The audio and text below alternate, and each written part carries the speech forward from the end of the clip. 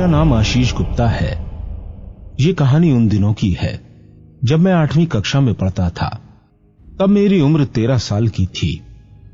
उस समय मैं अपने परिवार के साथ बड़े मजे और मस्ती करता था। मेरे परिवार में मम्मी, पापा और बहन और मेरी दादी भी रहती थीं। मेरे पापा रेलवे में नौकरी करते थे, इसलिए हम लोग रेलवे कॉलोनी में रहते थे। जब मेरे पापा रिटायर हुए तो हम लोग एक बड़े बंगले में रहने चले गए। उस बंगले में मैं बहुत खुश था, क्योंकि मैं पहले से सोच रहा था कि हमारा खुद का बड़ा घर हो। जब हम लोग घर में रहने गए तो हमें एक बेचैनी सी महसूस हो रही थी और हम रात को देर से सोते थे, क्योंकि हमें डरावनी पिक्चर बहुत पसंद थी और हम देर रात तक टीवी देखते रहते थे और हमारा बाकी का परिवार खाना खाने की थोड़ी ही देर बाद सो जाता था। एक दिन की बात है, जब मैं रात में 11:30 बजे टीवी देख रहा था, तब मुझे लगा कि बाहर से कोई आवाज आ रही है।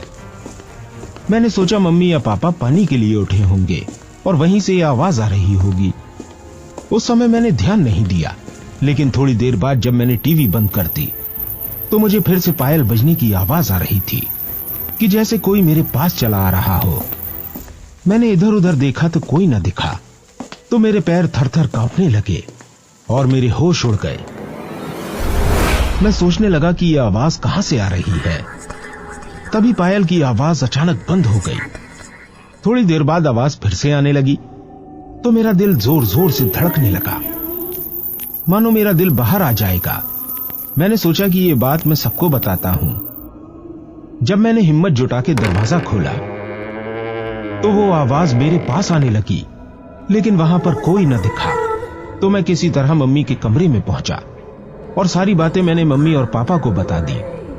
लेकिन मेरे पापा तो मानने को तैयार ही नहीं थे कि मैं सच बोल रहा हूं, क्योंकि उनको जोर से नींद आ रही थी और वो थोड़ी नींद में भी थे। यहां तक कि किसी ने भी मेरी बात पर ध्यान नहीं दिया। तो मैंने सोचा कि आज रात में मम्मी पापा के साथ ही सो जाता हूं। ऐसा करते करते करीब 8 या 9 दिन बीत गए। तभी वो आवाज फिर से आने लगी, लेकिन वो आवाज मेरे सिवाय किसी और को उस घर में सुनाई नहीं देती थी। और अब तो वो आवाज मुझे दिन में भी सुनाई देने लगी थी। उस आवाज को सुनकर मेरा बड़ा बुरा हाल था।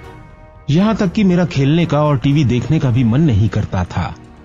वो आवाज मुझे बहुत डराती थी और मैं बहुत शांत शांत रहने लगा था।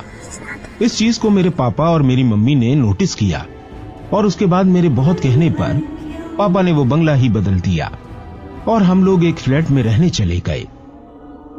हमारे बाद उस बंगले में हमारी जान पहचान वाले लोग ही रहने आए। उनका छोटा बेटा हमारा बड़ा अच्छा दोस्त था। एक बार वो हमसे मिलने हमारे घर आया और हमसे पूछने लगा कि एक बात मैं तुमसे पूछना चाहता हूं, सच सच बताना कि उस घर में कभी तुमने किसी के चलने या फिर पायल बजने की आवाज सुनी थी? तब तो हमें पक्का यकीन हो गया कि उस घर में कुछ तो था। फिर मैंने अपने परिवार को ये बात बताई। तब उन लोगों ने हमारी बातों पर यकीन कर लिया कि मैं सच बोल रहा हूं। और जो लोग वहां पर रहते थे उनको पता चला कि यहां पर 7 औरतों ने एक साथ फांसी लगा ली थी। ये उन्हीं की आत्माएं थीं। आज मैं करीब 55 साल का हो गया हूं, फिर भी उस घर में जाने का मेरा मन नहीं करता। उस घर के पास से निकलते ही मेरे रोंगटे खड़े हो जाते हैं और जब कोई उस घर की बात करता है तो मैं बहुत डर जाता हूं।